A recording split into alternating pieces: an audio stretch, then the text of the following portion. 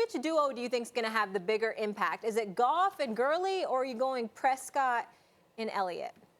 Do you want to make guesses which way I'm going to go? Do you think I'm going to surprise you? Yep. It's not going to be out of fandom, I promise you that. It's a good question. It's Dak and Zeke, I think it's quite clear. We don't know if Todd Gurley's going to play. He hasn't played since December 16th. And if he does play, what kind of health is he bringing to the game? This, as posited against the NFL's leading rusher, a guy who just rushed for 137 yards against the Seattle Seahawks, that's not seemingly a debate. Now, don't get me wrong, Todd Gurley's very good. And if you ask me what am I more nervous about in this game, Todd Gurley or Jared Goff, I'm going to tell you Todd Gurley, if he plays. And then that brings me to Jared Goff. Dak Prescott or Jared Goff. Now, earlier this season, everybody was on the Jared Goff train. He was mentioned sort of like maybe third, fourth in that MVP list. Max, I heard you talking about him at the time. You were blown away by him after the Kansas City Chiefs game. I remember specifically the words that you used. I remember you talking about him dropping dimes. But something happened. Jared Goff over the last month of the season, specifically a stretch of games with Detroit and Philly and the Bears, was not just bad, he was one of the worst in the league. Jared Goff over the last month of the season had 16 touchdowns to 12 turnovers. That's 6 interceptions and 6 fumbles. At the same time, Dak Prescott was throwing 9 touchdowns to 4 interceptions with 1 fumble. Dak Prescott has been leagues better than Jared Goff in the month of December, and then tack on 1 playoff game for Dak Prescott. The duo, Dak and Zeke versus Jared Goff and Todd Gurley, it's a blowout. It's Dak and Zeke. I actually do think it's a blowout. I think the Rams are going to blow out the Cowboys. And I thought the Cowboys were properly favored against Seattle, but Seattle would beat them because Russell Wilson, in the end, would do his thing, and Pete Carroll handcuffed him. And I thought that Garrett out-coached Pete Carroll, not because Garrett was great, but because Pete Carroll was terrible.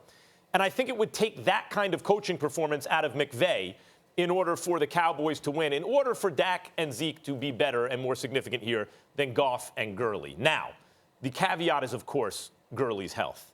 I'm assuming Gurley's health here. In other words, he can be some semblance of his normal self because there is a hierarchy here. Zeke is great.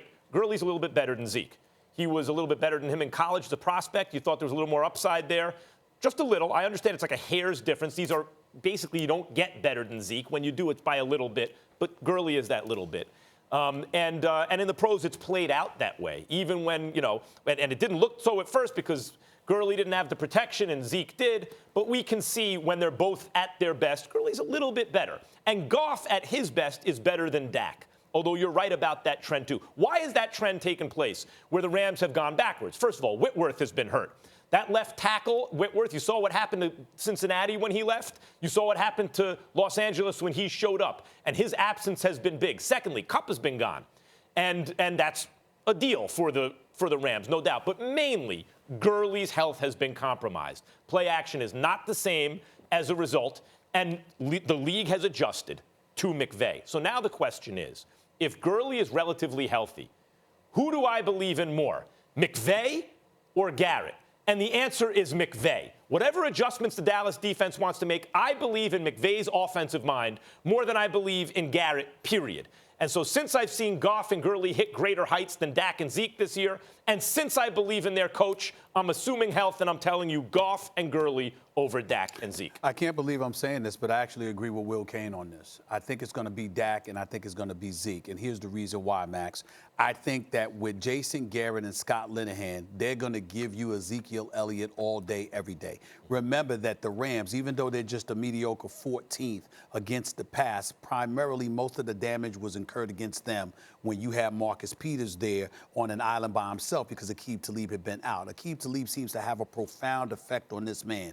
He goes to him for his advice. It's one of his good friends. He seeks his counsel, and he gets it. And Aqib Talib, in terms of his football acumen, is elite in this game. And so when he is on the field for the Los Angeles Rams, obviously their pass defense is going to be exponentially better as opposed to what it is when he is not there. So what do? You run against them. Why do you run against them? It's not just because pass defense in terms of Peters and Aqib Talib out there.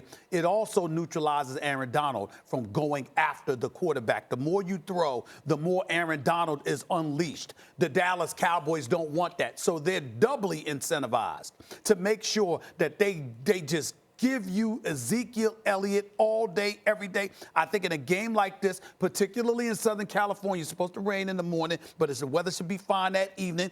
I think you're going to see nice, beautiful weather conditions. You're going to give the ball to Ezekiel Elliott about 30 to 35 times. Dak Prescott is not going to need to throw the football that much.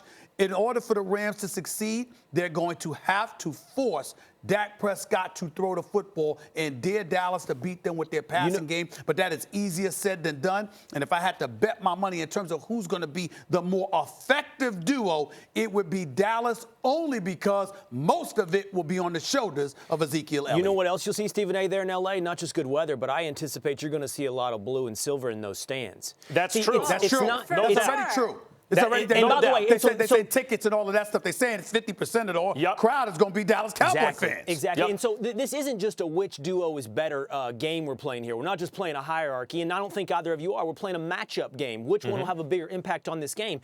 And Max, you see it through the prism of coaching. I don't, because you're right.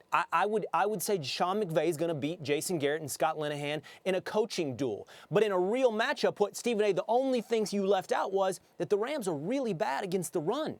And so now you're talking I about didn't leave that out. I said they're 23rd. I'm sorry. But you know what, Yeah, guys? okay. So what you're talking about, I'm not trying to get you. You know when I come at you. This isn't one of those moments. This is strength on weakness. So for the Cowboys, they have the advantage in this duo matchup because they run against a bad run defense while the Cowboys are fifth against the run.